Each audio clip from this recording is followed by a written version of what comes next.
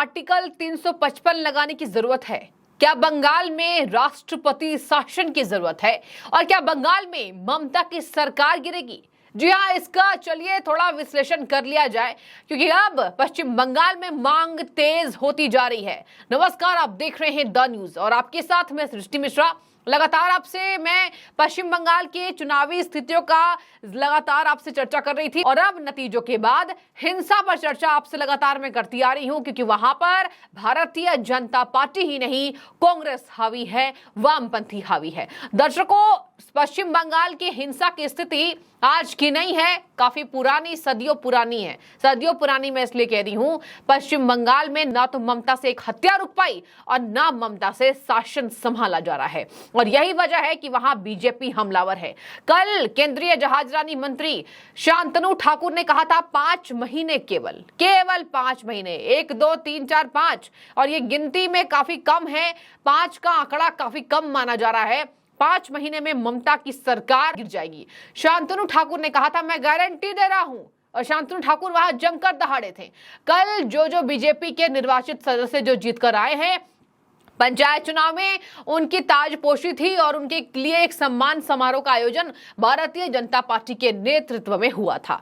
वहीं पर शांतनु ठाकुर मौजूद थे और देखिए, बहुत बड़े नेता हैं, कद्दावर नेता हैं, और युवा नेता के साथ साथ उन्होंने जो कहा है कि 5 महीने गारंटी है, गारंटी मैं दे रहा हूं। तो देखिए, एक खुले मंच से जनता के बीच ये बोलना, ये दिखा रहा है कि कहीं ना कहीं शांतनु ठाकुर को ऐसी बातों का कुछ पता है जो पश्चिम बंगाल में तहलका मचा सकती है। और शांतनु ठाकुर ही नहीं, अब देखिए आज नई अपडेट सामने आई है पश्चिम बंगाल के चुनावी हिंसों के बीच में कि अब बीजेपी प्रदेश अध्यक्ष सुकांत मजूमदार जी ने भी ये धावा बोल दिया है। ममता बनर्जी देखिए चारों ओर से घिरती जा रही है। एक घेरा भारतीय जनता पार्टी का, एक घेरा कांग्रेस पार्टी का, एक घेरा जनता का, और चौथा घेरा वामपंथी दलों का। देखिए, कोई पार्टी सपोर्ट नहीं करेगी आपको। ममता जी, सुन लीजिए कान खोल करके, यहाँ पर टीएमसी को कांग्रेस भी सपोर्ट नहीं कर रही है। भले टीएमसी ने यहाँ पटना में जो विपक्ष की एकजुटता थी वहां आई टीएमसी, वहां ममता आई, लेकिन ममता के बाद कांग्रेस पार्टी ने पल्ला झाड़ लिया। कांग्रेस ने कहा था जहां जहां जरूरत होगी लड़ेंगे, और देखिए, जब कांग्रेस को यह पता चला कि मेरे कार्यकर्ताओं की हत्या हो रही है, भारतीय जनता पार्टी तो छोड़िए, लगातार बीजेपी वर्सेस ममता होती रहती है फाइट, लेकिन बीजेपी के लिए ममता बनर्जी जहर जो उगलती हैं, कभी योगी के शासन में भी दखल अंदाजी करती हैं, तो वो खैर बाद में बात में करूंगी। लेकिन यहां मैं केवल आपको बताऊंगी कि कांग्रेस पार्टी ने धावा बोल दिया है, वामपंथी दल और एक तरफ जनता हावी है। जनता ने क्या मूड बदल लिया है?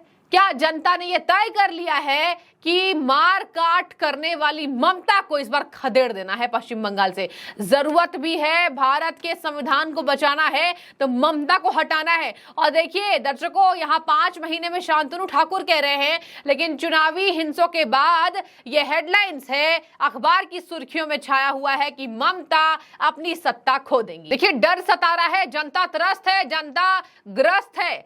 टीएमसी सरकार से चुनावी हिंसे जो होते हैं, हर घर में कोई ना कोई चिराग का बुझा है। और आपको बता दें कि यहाँ पे पार्टियां अब राजनीति में एंट्री करने से डर रही हैं। राजनीति में गए तो मरकर ही आएंगे, ऐसा ही है। और यही वजह से टीएमसी को हटाना है, संविधान को बचाना है। पश्चिम बंगाल के हर घर में आपको गूंजता हुआ दिखाई देगा, क्योंकि सुकांत मजूमदार ने एक नया राग छेड़ दिया है। सबसे पहले मैं आपको बताऊंगी क्या है आर्टिकल 355 और क्या है राष्ट्रपति शासन जो लगाए जाने की मांग हो रही है। सबसे पहले मैं आपको बताऊंगी कि क्या है आर्टिकल 355 और क्या है राष्ट्रपति शासन, और जो वहां लगाए जाने की मांग तेज हो रही है। सबसे पहले मैं आपको बता दूं, संविधान के 18वें हिस्से में इसकी चर्चा है, आर्टिकल 355 की। आर्टिकल 355 के अंतर्गत ये बातें आती है कि यदि बाहरी आक्रमण है, दर्शकों ध्यान से सुनिए, बाहरी अगर आक्रमण है और या आंतरिक कलह है, मतलब देखिए, बाहरी आक्रमण मतलब किसी बाहर के प्रदेश के द्वारा या बाहर के शासन के द्वारा यदि आपके प्रदेश में कोई छेड़छाड़ होती है,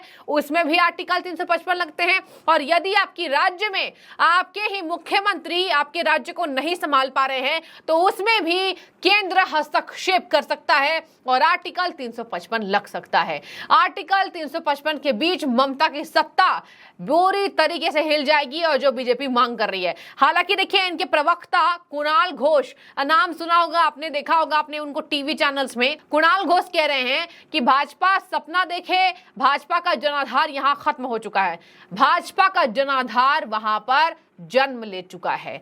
भाजपा ही नहीं, कांग्रेस का भी जनाधार है। कांग्रेस पार्टी की मैं बार बार बात इसलिए कर रही हूं, ममता को देखिए धूल चटाएगी बीजेपी और कांग्रेस मिलकर। हालांकि बीजेपी और कांग्रेस नहीं मिलेगी, लेकिन मैं एक बात कह रही हूं कि कहीं ना कहीं कांग्रेस भी हावी है ममता बनर्जी पर। आगे सुनिए, देखिए यहां पर कहा जा रहा है कि केंद्र हस्तक्षेप करके राज्य की सरकार के संविधान के प्रावधानों के अनुसार कार्य करेगी। यही है आर्टिकल 355, जहां केंद्र का यह कर्तव्य होगा कि वो बाहरी आक्रमण और आंतरिक कलह से, अशांति से प्रत्येक राज्य की रक्षा करे। तो पश्चिम बंगाल की रक्षा अब लगता है केंद्र करेगी। इसी वजह से भाजपा के प्रदेश अध्यक्ष, भाजपा के तमाम नेता वहां पर यह मांग कर रहे हैं। हालांकि अभी कहना यह मुश्किल इसलिए होगा क्योंकि अभी थोड़े समय का इंतजार है। कांग्रेस पार्टी का पूरा रुख अभी देखना बाकी है। दर्शकों, मैं आपको अब बता देती हूं टीएमसी के प्रवक्ता ने क्या और पलटवार किया। कुणाल घोष ने, उन्होंने कहा समय निकालकर भाजपा भविष्यवाणी कर रही है, ऐसी भविष्यवाणियां करने दीजिए, उनके सपने कभी पूरे नहीं होंगे। बीजेपी का पश्चिम बंगाल से कोई जनाधार नहीं है।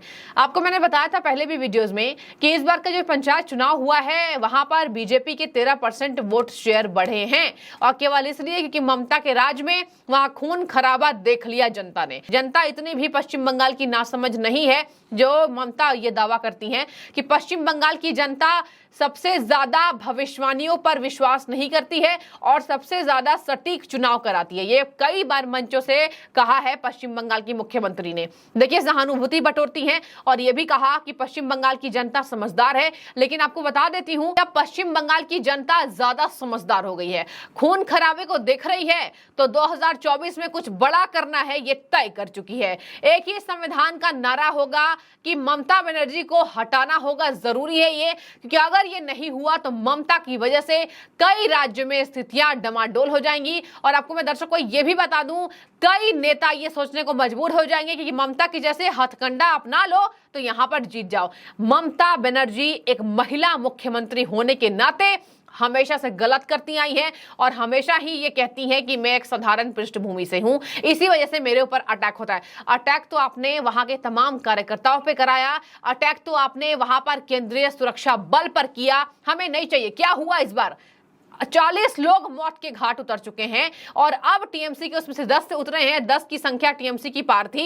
यही वजह से टीएमसी ने कहा कि हम तो भैया मुआवजा देंगे। अगर यही बीजेपी और कांग्रेस और वामपंथी के ये जो मृतक है वो होते तो ममता बनर्जी मुआवजा नहीं देती। ये सभी पार्टियों का कहना है। इसके साथ ही मैं आपको बता दूं, देखिए सुकांत मजूमदार ने क्या कहा है। सबसे पहले तो राजनीति में जो भी होता है वो समय पर होता है, ये कहा है। और ये भी बोला राजनीति में कुछ भी संभावनाएं बन सकती है, यदि विधायकों का समर्थन नहीं हुआ तो ममता की सरकार गिर जाएगी। अब मैं आपको जरा बताऊंगी ध्यान से कि आखिर सुकांत मजूमदार ने कौन से ऐसे विधायकों पर निशाना साधते हुए ये बात कही। देखिए क्या कहा है, राज्य सरकार कैसे काम करती है ये निर्वाचित विधायकों के समर्थन का कारण है। यानी कि जो निर्वाचित विधायक हैं वो पाला बदल लेंगे या तो ममता बनर्जी का साथ छोड़ देंगे। यही वजह है कि सुकांत मजूमदार ने कहा है कि निर्वाचित विधायकों के समर्थन ही ममता कुर्सी पर बैठी हैं। यह संभव है।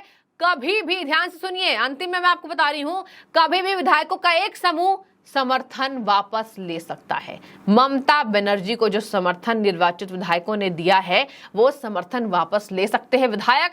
एक समूह विधायकों का वो तय है। यही वजह है कि तमाम यहां पर शांतनु ठाकुर जैसे बड़े कद्दावर केंद्रीय मिनिस्टर और यहां पर सुकांत मजूमदार बीजेपी प्रदेश अध्यक्ष ये दावा कर चुके हैं, ये ताल ठोक चुके हैं कि 5 महीने केवल ममता की सरकार गिर जाएगी। फिलहाल देखिए बीजेपी प्रवक्ताओं का भी कहना लाजमी या फिर आपको बता दें ये गलत है, ये तो आने वाला वक्त बताएगा। और इधर टीएमसी सरकार अपने आप को किस तरीके से आरोपों से बेदाग करेगी वो भी देखना दिलचस्प होगा। हमेशा ही टीएमसी बेदाग करने की कोशिश करती है लेकिन हो नहीं पाती है। पंचायत चुनाव से पहले ममता ने कहा था एक हिंसा नहीं होगी, हमें नहीं चाहिए केंद्रीय बल। क्या हुआ? 40 कार्यकर्ता मारे गए। कम आंकड़ा नहीं है ये, एक प्रदेश से 40 का आंकड़ा ये बहुत ज्यादा आंकड़ा है। और यदि ममता के जैसे मुख्यमंत्री अन्य राज्यों में भी रहते तो क्या पता भारत में खून खराबा होता। ये जनता कह रही है। जनता ने सिरे से खारिज कर दिया ममता को। देखने वाली बात होगी जनता वर्सेस ममता, ये लड़ाई कितनी दिलचस्प होती है 24 के लोकसभा चुनाव में। बने रहिए, पल पल का अपडेट पश्चिम बंगाल से जुड़ी हुई मैं आपको देती रहूंगी। शुक्रिया।